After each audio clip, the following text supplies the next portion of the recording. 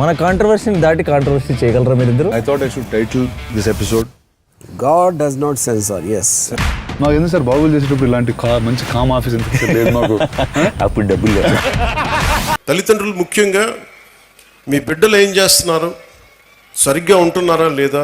నాకు తెలుసు మీకు కష్టాలు ఉంటాయి, మీకు ఇబ్బందులు ఉంటాయి, కానీ వీటన్నిటిని మించి మనం బాధ్యత తీసుకోకపోతే మనం కనీసం ఒక 10 నిమిషాలు మీరు చూసుకోవట్లేదని కాదు, కానీ మీరు కొంత సమయం కేటాయించి ఒక దృష్టి పెడితే మీ బిడ్డలు ఎక్కడున్నారు, ఏం చేస్తున్నారు, ఎంత సమయం గడుపుతున్నారు, ట్యాబ్లెట్స్ని సద్వినియోగం చేస్తున్నారా, లేదంటే అవసరానికి మించి వాడుతున్నారా, చెప్పిన పర్పస్ కాకుండా దేనికి ఏదైనా వాడుతున్నారా, ఇవన్నీ కూడా మీ దృష్టిలో ఉంటే ఇంట్లోనే కొంత కరెక్ట్ చేయాల్సిన అవసరం ఉంది. తర్వాత స్కూల్స్.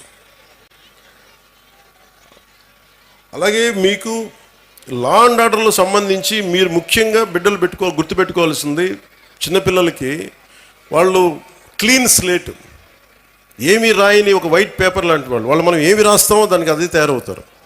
సో ఇంట్లో పెద్దలు కూడా మీరు అనుక్షణం చూస్తూ ఉండాలి.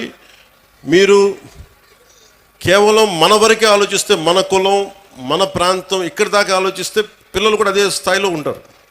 మీరు ఇవ్వాల్సింది వేమన లాంటి మహానుభావుడు పుట్టిన నేల ఇది. ఆయన సంస్కారాన్ని కూడా బిడ్డలకి నేర్పించాల్సిన అవసరం ఉంది.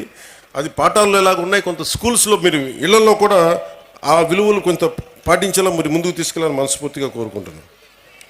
అలాగే ఎడ్యుకేషన్కి సంబంధించి ఏమీ నేర్చుకోవడంతో పాటు, చదువుతో పాటు, ఇది భవిష్యత్తు మీ ఎడ్యుకేషన్కి, మీ భవిష్యత్తుకి, మీ ఉపాధికి ఉపయోగపడేదే కాకుండా స్కూల్ అనేది ఏంటంటే మనం నిరంతరం చదువుకోవడానికి, ఎప్పటికీ నిరంతర విద్యార్థిలాగా ఉండాలంటే ఈ స్కూల్లో నేర్చుకునే ఈ పాఠాలే భవిష్యత్తులో మనకి ఇదవుతాయి.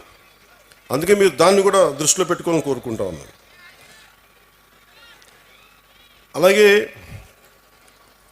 గవర్నమెంట్ స్కూల్స్ చాలా బలపడాలని కోరుకునేవాడిని నేను ప్రత్యేకించి. సోషలిస్ట్ తరిమెల నాగిరెడ్డి గారితో ఆయన పుస్తకాలు చదివి ప్రభావితమైన వ్యక్తిని. తాకట్లో భారతదేశం అని ఆయన రాసిన పుస్తకం ఎప్పుడు నా లైబ్రరీలో ఉంటుంది. అలాంటి వ్యక్తులు, మహానుభావులు చెప్పింది, గాంధీ గారి దగ్గర నుంచి ప్రతి ఒక్కరు చెప్పింది సోషల్లీ రెస్పాన్సిబుల్ బిజినెస్ అని. కానీ మన స్కూల్స్ ఇవి ముఖ్యంగా గవర్నమెంట్ స్కూల్స్లో మనకు ఆ పాసిబిలిటీ ఉంది.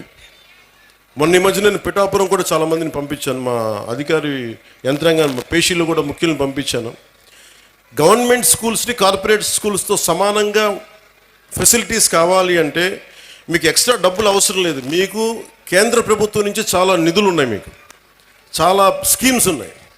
వాటిని సరిగ్గా సద్వినియోగం చేసుకుంటే మటుకు కార్పొరేట్ స్కూల్స్తో ధీటుగా మనం గవర్నమెంట్ స్కూల్స్ని తీసుకెళ్ళచ్చు.